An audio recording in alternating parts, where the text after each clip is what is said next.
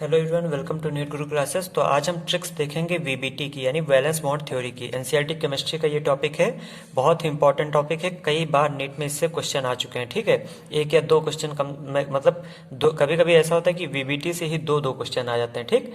तो ये काफ़ी इंपॉर्टेंट टॉपिक है। कोऑर्डिनेशन कंपाउंड में आपको इसको लगाना होता है, ठीक, वैलेंस बॉन्ड थ्योरी को, ठीक। तो इस वीडियो में मैं पूरा ये टॉपिक डिटेल में डिस्कस करूंगा और इसकी ऐसी ट्रिक्स बताऊंगा कि आपके जो क्वेश्चंस हो गए वैलेंस बॉन्ड थ्योरी के, ये 30 सेकंड्स में लग जाएंगे, ठीक। तो वैलेंस बॉन्ड थ्योरी का वीडियो पूरा देखिएगा शुरू से आखिरी तक। एक बार अगर आप अच्छे से वीडियो देख लेंगे पूरा, तो आपको कहीं भी कोई भी कंफ्यूजन नहीं होगी और क्वेश्चंस भी बहुत आसानी से लगेंगे।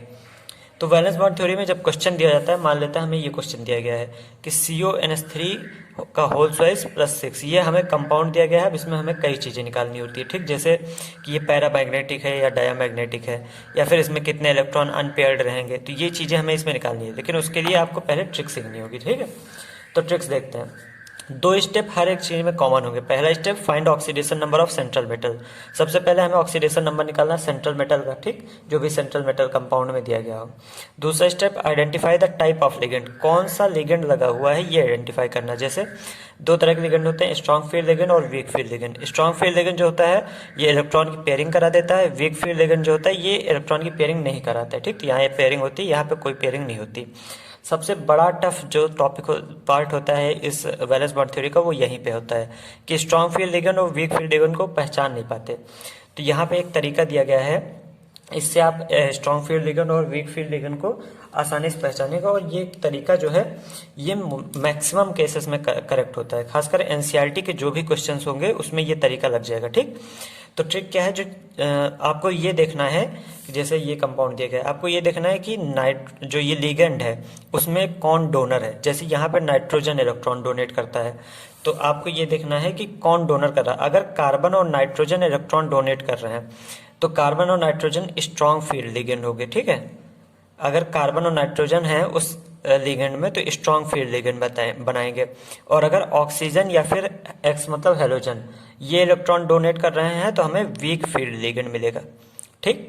तो ये जो तरीका ये 100% जगह नहीं लगता, लेकिन एनसीईआरटी में मैक्सिमम जगह ये आपको लग जाएगा। मैक्सिमम मतलब होता है 99.9%, ठीक।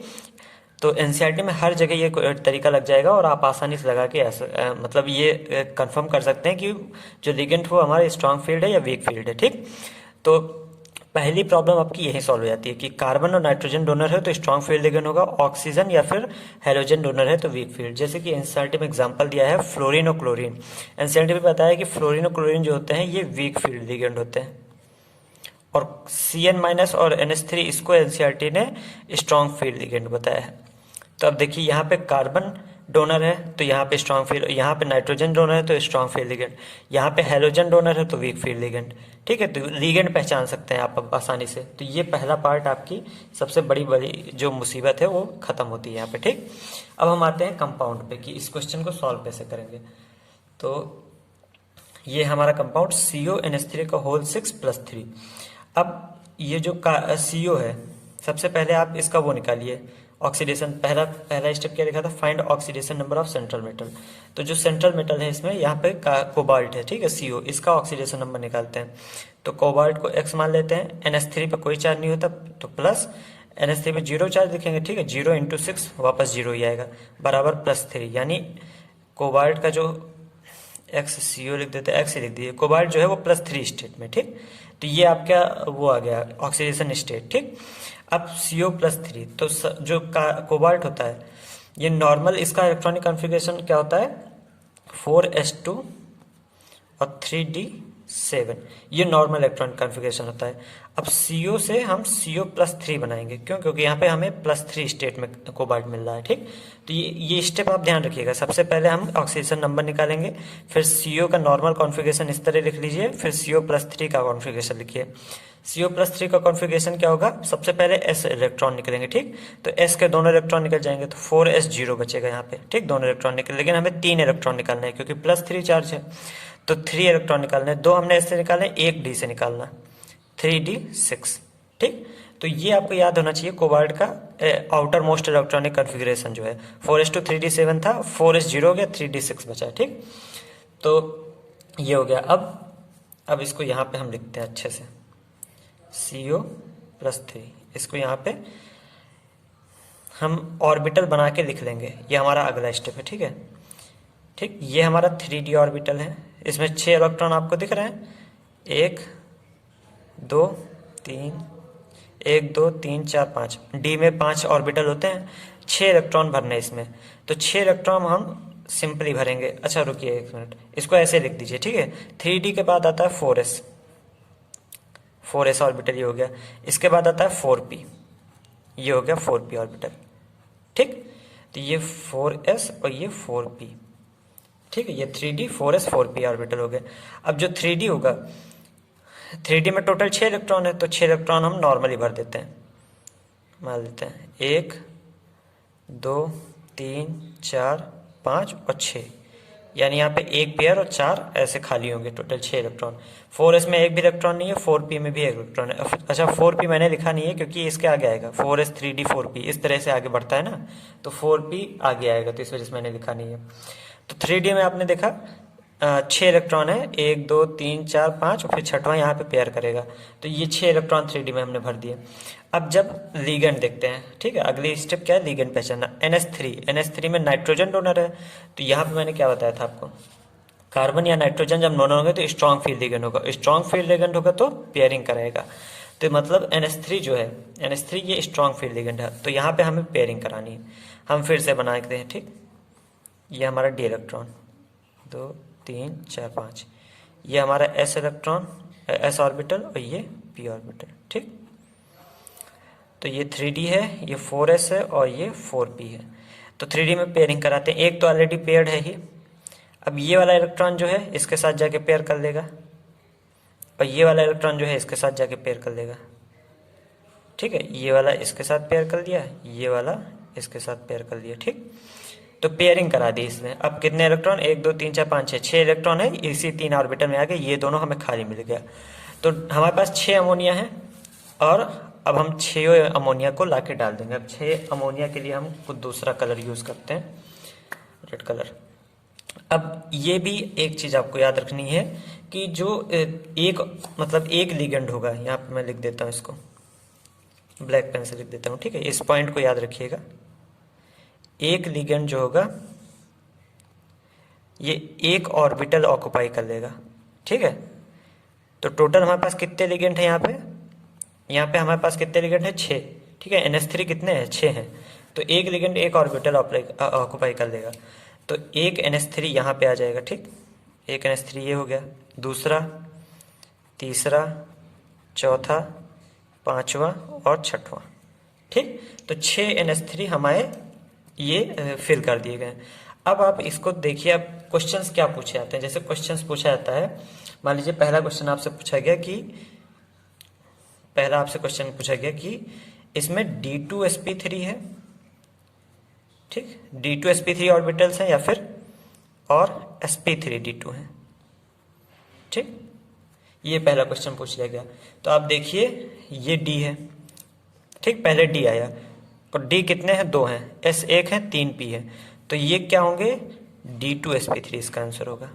पहले D2, फिर S, फिर 3 P, D2sp3। ठीक, इसका और आंसर, तो ये इतना ही आसान है। ध्यान से अगर देखेंगे आपको एकदम आसान दिखेगा आपको कि D2sp3 मतलब होता है पहले हमें D ऑर्बिटल यूज़ किया है। अच्छा, यहाँ पे जो है sp3d2 मतलब हमने बाद में d ऑर्बिटल यूज़ किया है, लेकिन यहाँ पे हमें D2sp3 होगा क्योंकि शुरुआत में हमने d ऑर्बिटल यूज़ कर लिया। ठीक, तो ये क्वेश्चन आ गया, मान लीजिए D2sp3 है या फिर sp3d2, तो D2sp3 और हमारा वो है। ठीक, अब दूसरा क्वेश्चन पूछते हैं कि ये इनर ऑर्बिटल कॉम्प्लेक्स है या आउटर ऑर्बिटल। तो हमने अंदर का d इलेक्ट्रॉन यूज़ किया है, इनर वाला d ऑर्बिटल यूज़ किया है, तो ये इनर ऑर्बिटल कॉम्प्लेक्स है, इनर ऑर्बिटल कॉम्प्लेक्स। तो ये समझ में आ गया इनर ऑर्बिटल कॉम्प्लेक्स क्यों, क्योंकि हमने अंदर के ऑर्बिटल्स को यूज़ किया जाए। ठीक, तीसरा क्वेश्चन आ जाता है कि डायामैग्नेटिक है कि पैरामैग्नेटिक है। तो ये डायामैग्नेटिक होगा क्योंकि देखिए कोई भी इलेक्ट्रॉन पेयरिंग अनपेयर्ड नहीं है, सारे इलेक्ट्रॉन पेयरिंग में है। ठीक, तो ये डायामैग्नेटिक होगा, डायामैग्नेटिक क्यों, क्योंकि अनपेयर्ड इलेक्ट्रॉन 0 है, अनपेयर्ड इलेक्ट्रॉन इक्वल टू 0, तो इसी वजह से डायमैग्नेटिक होगा। अगर यहाँ पे कोई अनपेयर्ड इलेक्ट्रॉन होगा तो ये पैरामैग्नेटिक होता, ठीक। तो ये क्योंकि सारे इलेक्ट्रॉन जो है पेयरिंग में है, एक भी अनपेयर्ड इलेक्ट्रॉन नहीं है, तो ये डायमैग्नेटिक होगा। फिर अच्छा, तीसरा चौथा, अब कभी कभी ये भी पूछा जाता है कि ये कलर देगा कि नहीं। तो कलर वो देते हैं जब अनपेयर्ड इलेक्ट्रॉन होता है हमारे पास, तो कलर मिलता है। तो यहाँ पे कलर, एक भी अनपेयर्ड इलेक्ट्रॉन है नहीं, तो इसी वजह से ये कलरलेस होता है। तो इतनी सारी चीज़ें आपको यहाँ पे, अच्छा हाँ, इनर ऑर्बिटल कॉम्प्लेक्स जो होता है, अच्छा इनर ऑर्बिटल कॉम्प्लेक्स के अलावा इसको लो स्पिन कॉम्प्लेक्स भी कहते हैं, ये भी कभी कभी पूछ जाता है। लो स्पिन क्यों? क्योंकि सारे इलेक्ट्रॉन्स पेयर्ड हैं तो स्पिन कम होती है, जब अनपेयर्ड इलेक्ट्रॉन होते हैं तो स्पिन ज़्यादा होती है, ठीक। तो इनर ऑर्बिटल कॉम्प्लेक्स या फिर हम इसको कहते हैं लो स्पिन कॉम्प्लेक्स, ठीक। तो कितनी चीज़ें हो गई और मैंने कितनी जल्दी आपको समझ लिया, 30 सेकंड में, 30 सेकंड भी नहीं लगेगा आपको ये सारी चीज़ें निकालने में। तो एक बार इसको हम रिवाइज करेंगे, फिर एक और क्वेश्चन रिसीव करेंगे, ठीक। तो वैलेंस बॉन्ड थ्योरी में पहले ऑक्सीडेशन नंबर निकालना है सेंट्रल एटम का, फिर टाइप ऑफ लिगेंड लगाना है। अगर स्ट्रॉन्ग फील्ड लिगेंड होगा तो इलेक्ट्रॉन की पेयरिंग कराएगा, वीक फील्ड लिगेंड होगा तो इलेक्ट्रॉन की पेयरिंग नहीं होगी। कार्बन या नाइट्रोजन डोनर होंगे तो स्ट्रॉन्ग फील्ड लिगेंड होगा, ऑक्सीजन और हाइड्रोजन डोनर होंगे तो वीक फील्ड लिगेंड होगा। जैसे fluorine chlorine weak field ligand है, Cn- और NH3 स्ट्रॉन्ग फील्ड लिगेंड है, ठीक। हमने एक एग्जांपल लिया CONH3 का होल 6 + 3। अब इसमें हमने CO की ऑक्सीडेशन स्टेट निकाली जो कि पहला स्टेप था, +3 आ गई।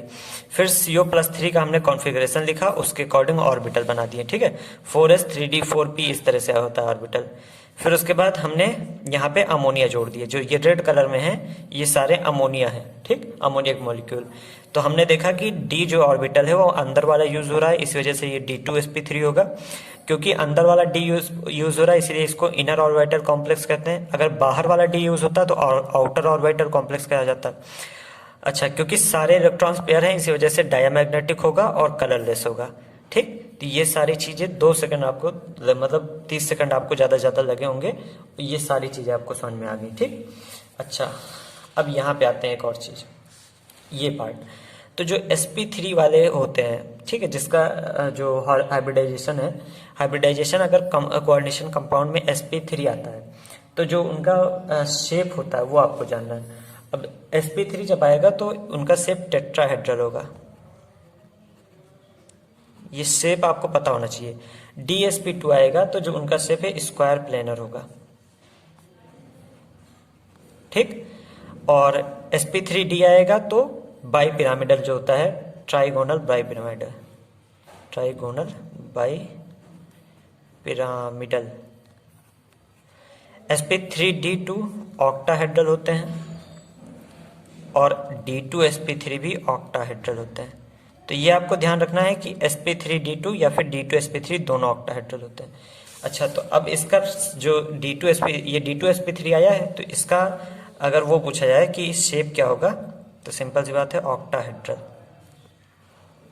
तो ये थी ट्रिक नंबर 2, ठीक। ये ट्रिक नंबर 2 बहुत इंपॉर्टेंट है, ये और ये दोनों इंपॉर्टेंट है, ठीक। इन्हीं दोनों को आप याद रखें तो नीट के अच्छे क्वेश्चन आपके हो जाएंगे।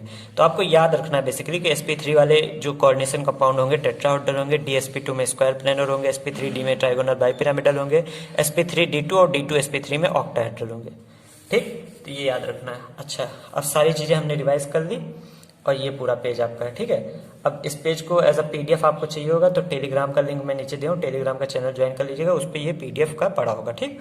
अच्छा, अब एक और क्वेश्चन हम कर लेते हैं, ठीक है। अब जो मैं क्वेश्चन करने जा रहा हूँ, मान लेते हैं आपको NiCl4-2 इसके बारे में वही सारी चीज़ें बतानी है जो अभी आपने यहाँ बताया। ये सारी चीज़ें आपको NiCl4-2 के बारे में बतानी है, ठीक।